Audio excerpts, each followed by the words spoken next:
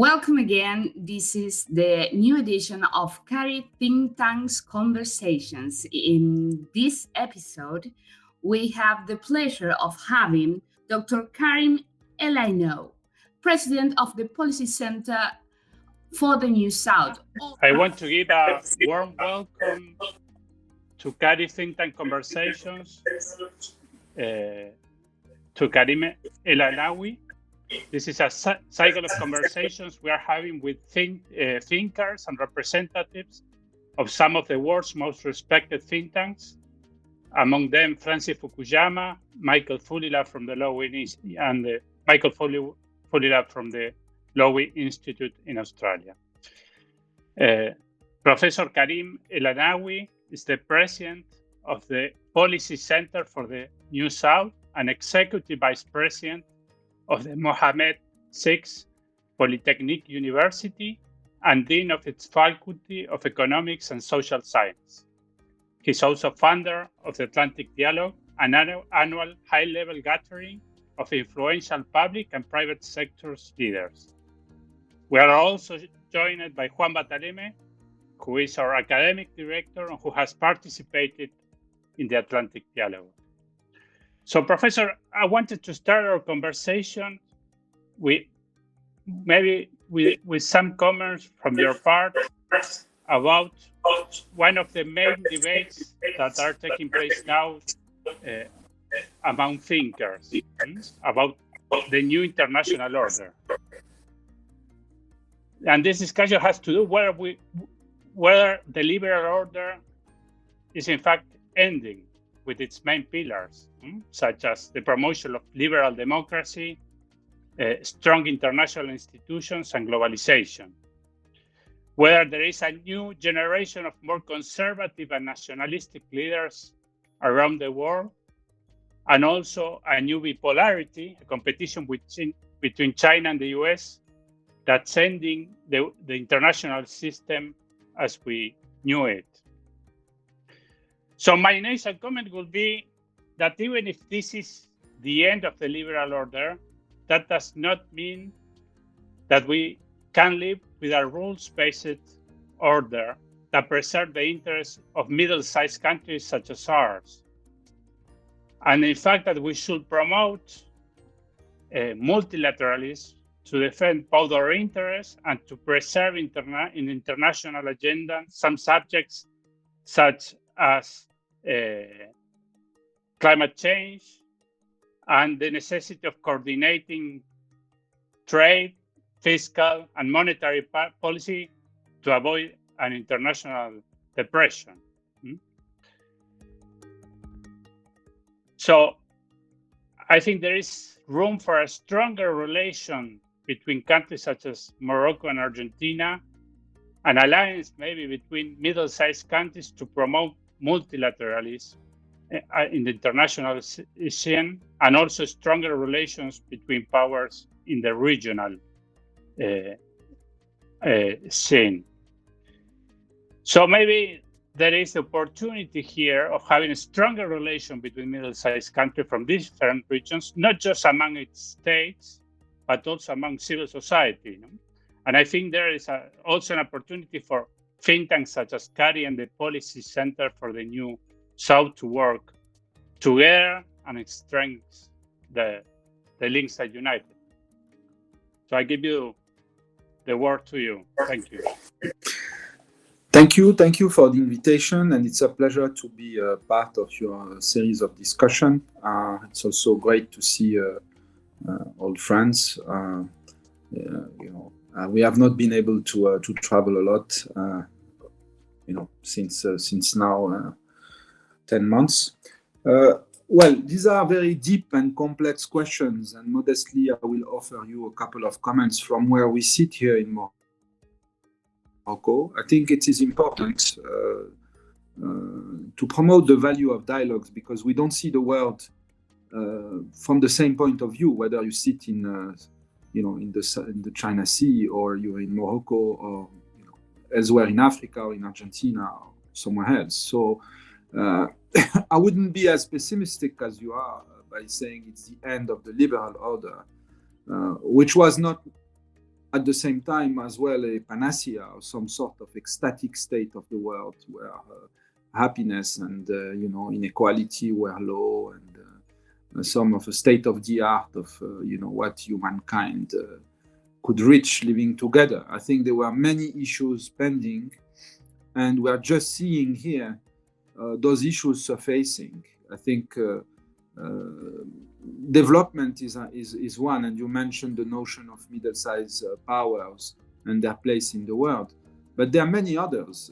Of course, I guess it's only now that we're seeing the end of sort of the organization of the world as it was after the Second World War, and it took about 30 years after the Berlin Wall for things to unfold together.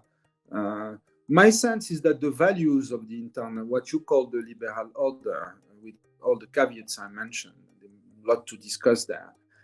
Some of the values are simply aspirations of human beings all around the world that we all share.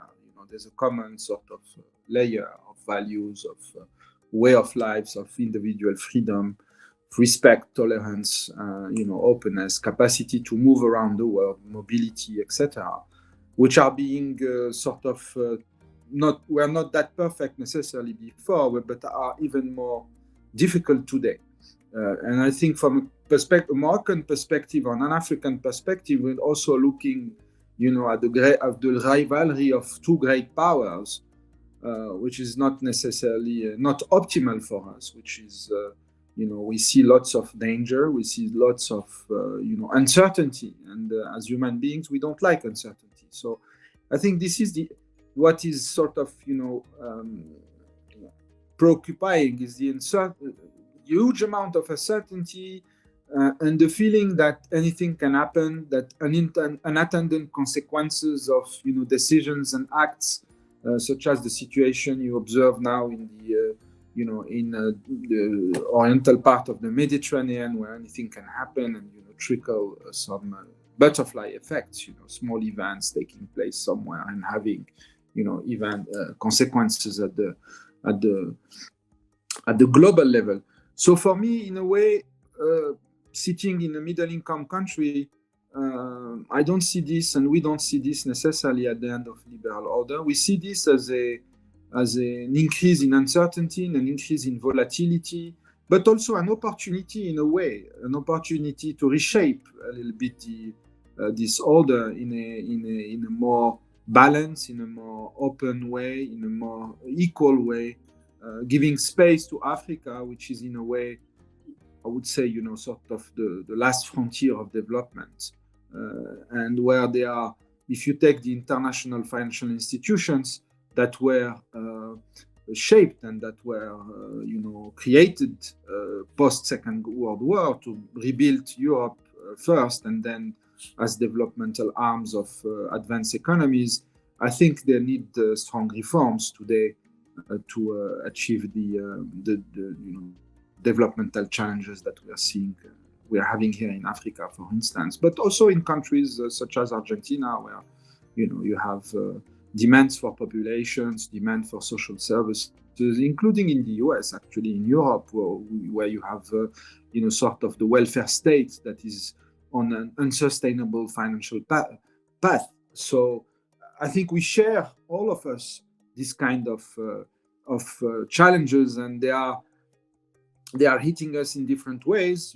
Aging population in what we can call the North, advanced economies, Europe, mainly, aging populations, unsustainability of welfare state models, the challenge as being perceived of migration, a smaller political space in the world with the emerging powers in Asia.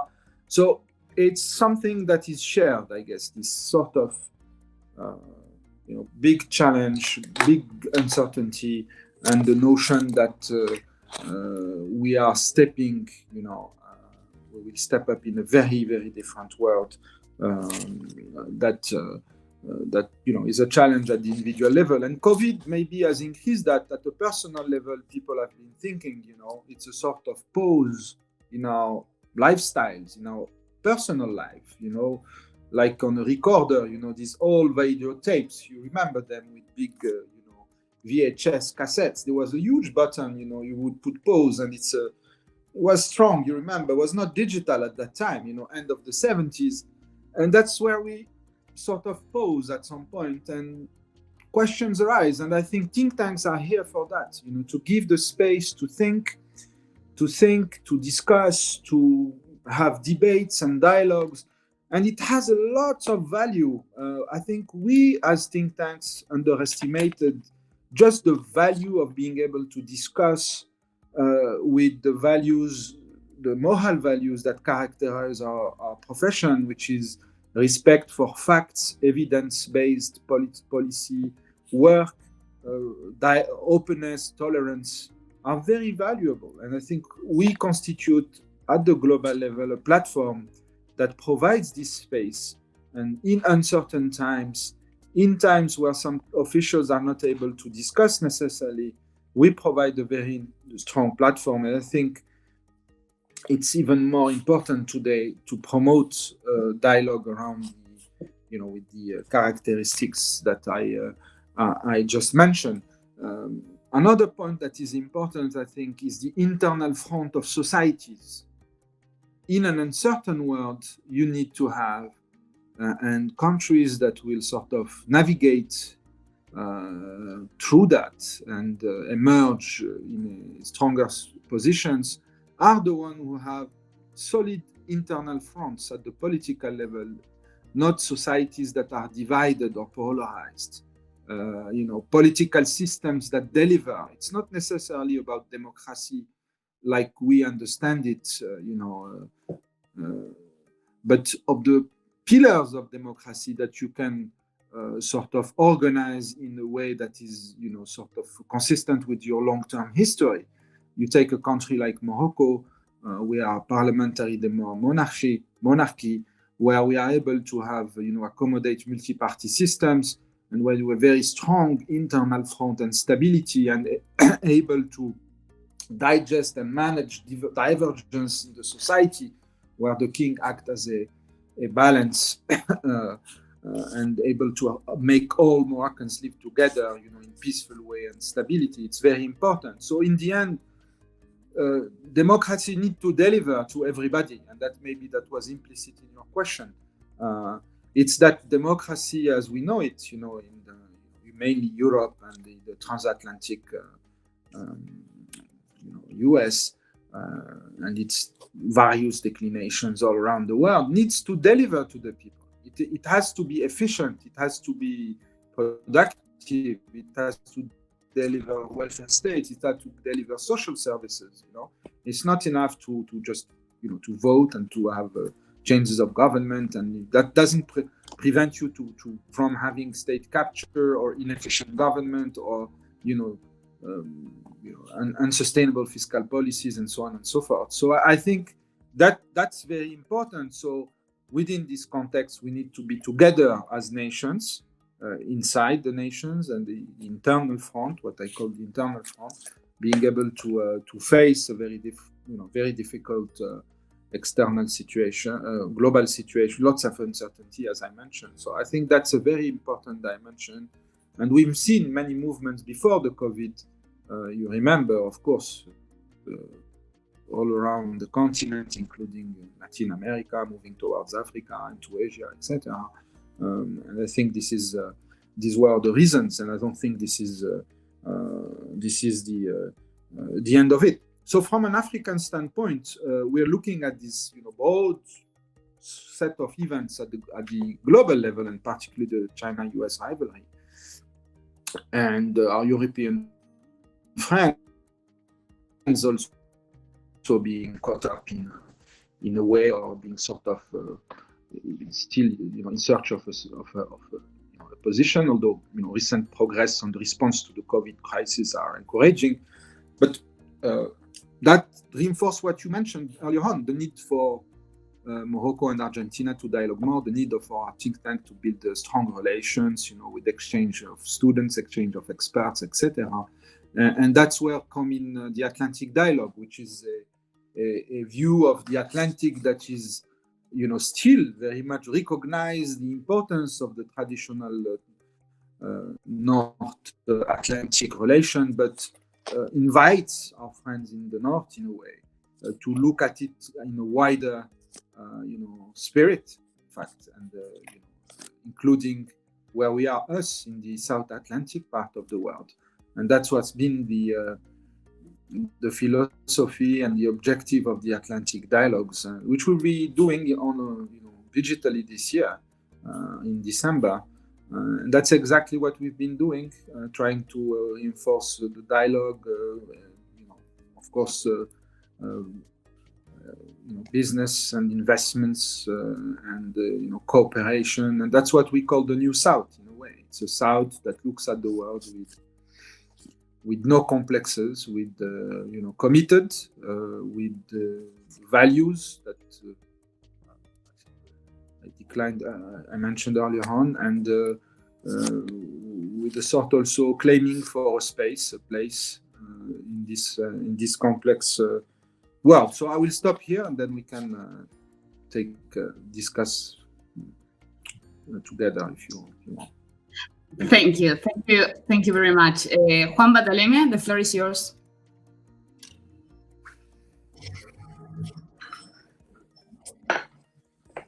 Thank you, Karim. I was hearing you quite your insightful thoughts, initial thoughts, and my first comment on that is, I saw how important is the Atlantic Dialogue to bring ideas and people together. It's a huge effort from the new the Policy Center for the New South, of course, and in the case of you, it's a quite personal challenge. So let me ask you, in the first place, how do you think that the Atlantic Dialogue is going to be the agenda post-COVID world?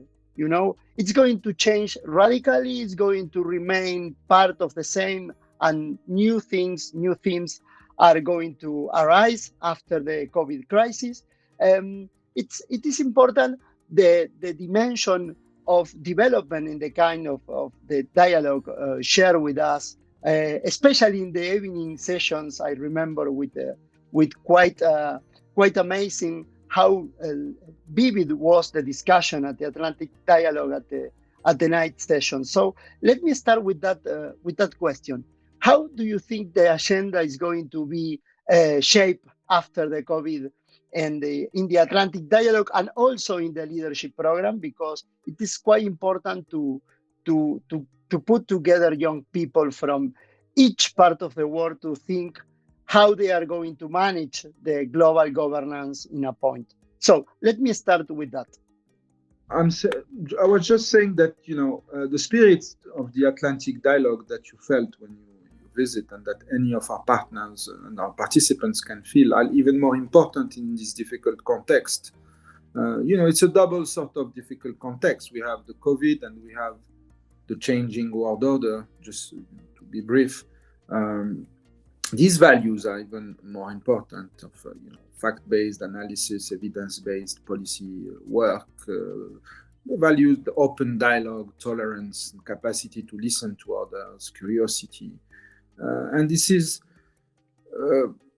really, while everybody has been busy, including yourself in Argentina, with short-term, macroeconomic management, fiscal and monetary policy, responding to the crisis, trying to provide for the poorest in our society, building social safety nets, etc. This is the short-term management of the crisis, but there are more long-term issues. And I think the COVID crisis, should be seen as a sort of turning point, particularly in the area of the preparing for and accelerating the environmental transition and greening our economies. And I think this is fundamental, and that is something Morocco has been hardly committed to. We've seen some great news from Europe, for instance, around the Green Deal. And I think that's going to be one of the central themes of the discussions this year, as they are happening online, but they will happen. So there will be discussions around how and assess and share the experience on the short-term management of the COVID crisis, but at the same time trying to untangle and decipher the long-term trends that are emerging and the deep structural transformation that are being, they are there under, sometimes under the ground, dynamics. One is, of course, the necessity to be very serious on climate change. And I'm not sure we all have been very serious around the Atlantic. And this, we owe it to the next generation. And I can tell you, in our cohort, you mentioned the emerging leaders of the Atlantic dialogues. It is now about 350, young leaders from about 50 countries, if I remember correctly. It's a fantastic force and dynamic, and we have, leaders from all around the Atlantic, from all the 4 continents. And I think it's a fantastic, energy, the fantastic force that can be transformative. So we will give them lots of space for the next edition.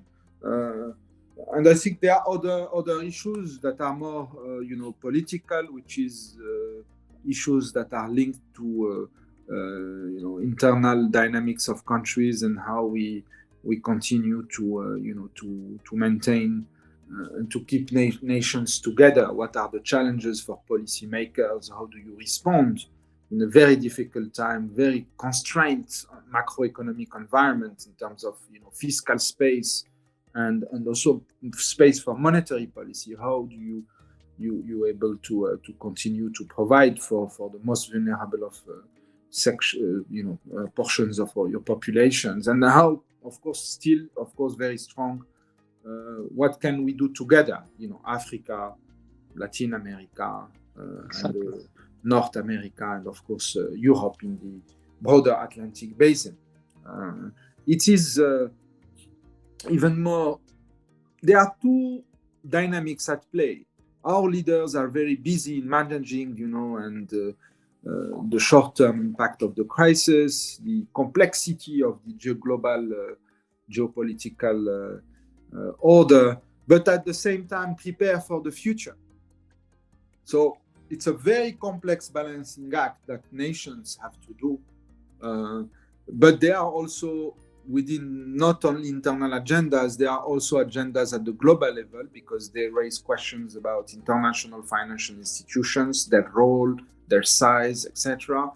Questions about trade and the challenge of protectionism, challenges of migration and all the regulatory apparatus around migration all around the world.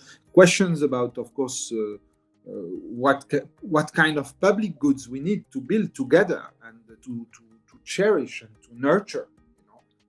Around climate is one example of that. So that will be a little bit the spirit of the upcoming edition, and we will also have an intake of 50 more emerging leaders, plus the discussions that will be online. We are thinking of the format, but it will last maybe over 2 weeks, with deep discussions with colleagues like you and policymakers and the kind of people that you've been seeing over the past couple of years. Let me add that one of the most provocative sessions was the young leaders session. It was quite provocative in the sense of idea, in the sense of angry sometimes, that because the youth voice are not listened quite well in some part of the world. And I think that it's one of the most important contribution that the think tank, the Policy Center, does in that sense. Let me ask you two related questions. One of that is, you talk about the fact and evidence, right? And we are trying to navigate the uncertain world, and the Policy Center for the New South, the CARI, and another think tanks are creating hard fact data and evidence to navigate that. Why do you think the people do not want fact and evidence, which is one of the, I think, most of the clear problems that the politicians, but also to create some sense of stability in the world. We try to think on stability in terms of great powers, but most of the instability around the world it's because people do not believe things that usually are quite important to create stability. That is one question. The other question is one of the last conversation that I was part as a listener was the Policy Center for the New South and the NATO conversation. And do you think that NATO is going to be more important in Africa if this sense of Cold War around China and the US affect more deeply Africa? Do you think that is going to be the next trend? I would like to hear your comments on that. Yes, thank you. Well, about youth and non-youth and stability, and I think it's important that in every nation you give space for the younger generation to express itself, because as you know, energy is a decreasing function of age. No matter what, we get energized and young in our minds, etc. I think it is important to diversity in all sense is important in a society. So it is important that we have ways of giving space and innovation and creativity. It's very important, and I think it's not easy to do, particularly in old societies, old places where you have the weight of history and traditions, etc. But I think it's fundamental to create that space in all areas of society. So be it in public policies, but art, culture, etc. And that's something we've been able to do, and that's at the forefront and the core of what the Policy Center does. The average age of, it's a young think tank, so the average age of the staff is 32 years old, average. So a group of about 70 colleagues. And there's a nice mixture with the senior fellows, which I don't include in the permanent staff. They are sort of attached to us and give us, depending on, but on average about 60-70% of their time is much higher. So we often joke about that, it's closer to 65-70 than to 32. But it's a nice, very nice mixture, really, and it works.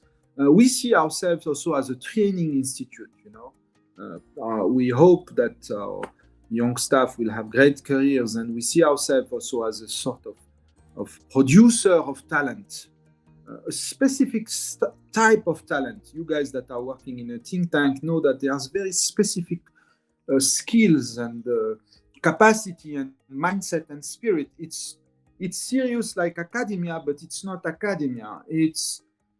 It's hard-nosed and sort of understanding well the challenges of real life, basically public policy and the political world, but it's again not exactly that. So it's a very special mixture of talent and spirit, and really we are working a lot on this talent and the mindset and the skills and the capacity and the innovation and creativity of our young staff, hoping that they will go elsewhere, and irrigate.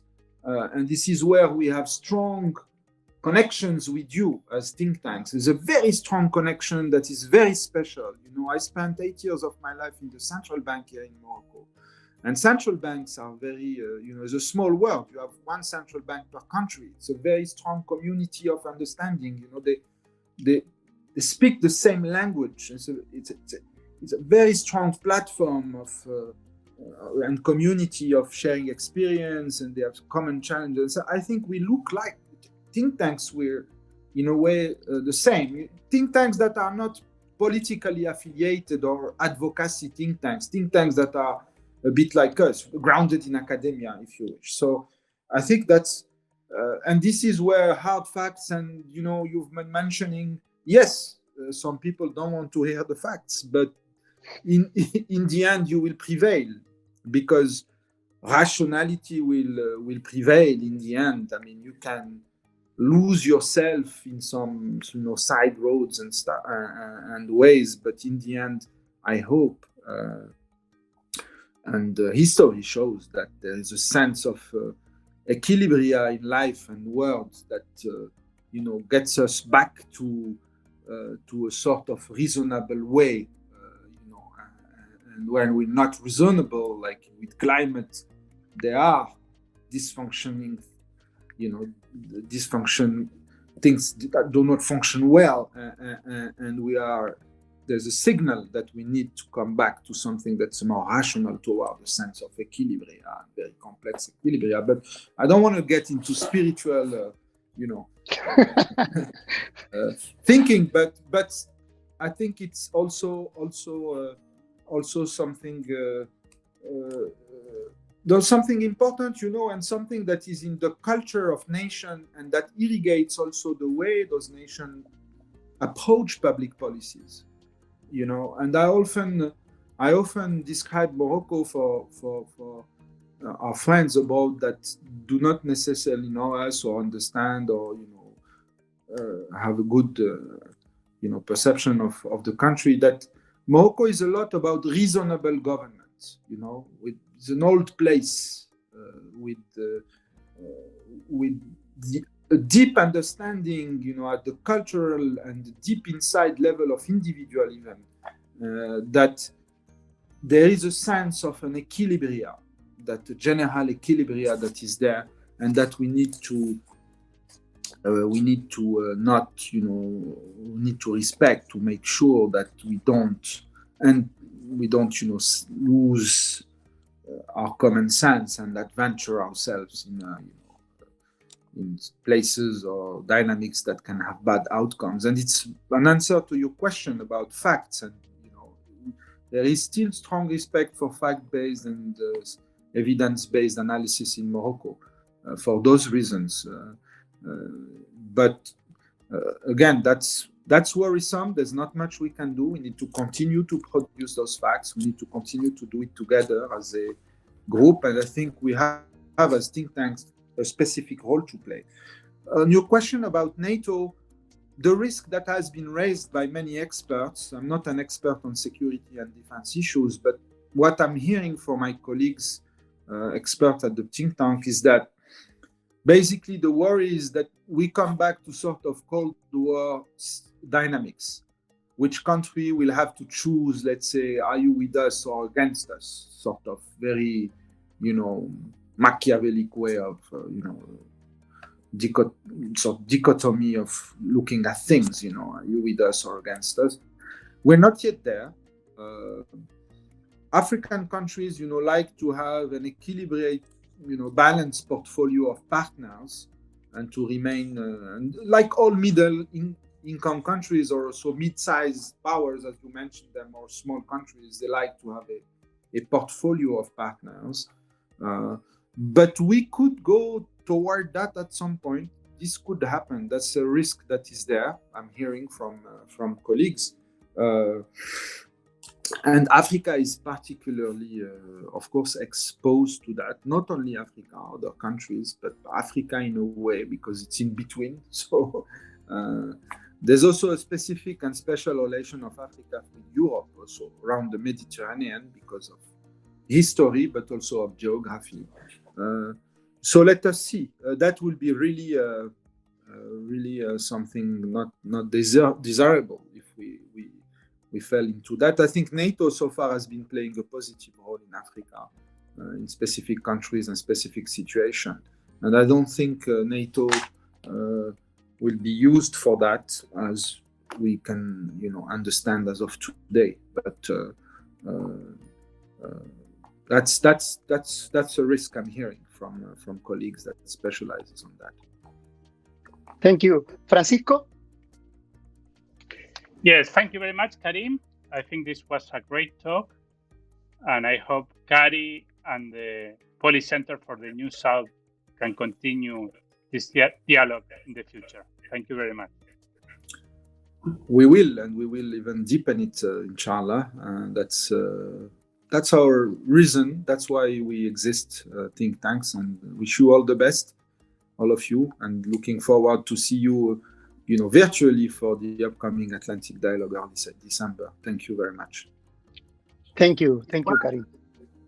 Thank you very much for all of you for being here in this new edition of Think Tanks Conversations from CARI. Thank you.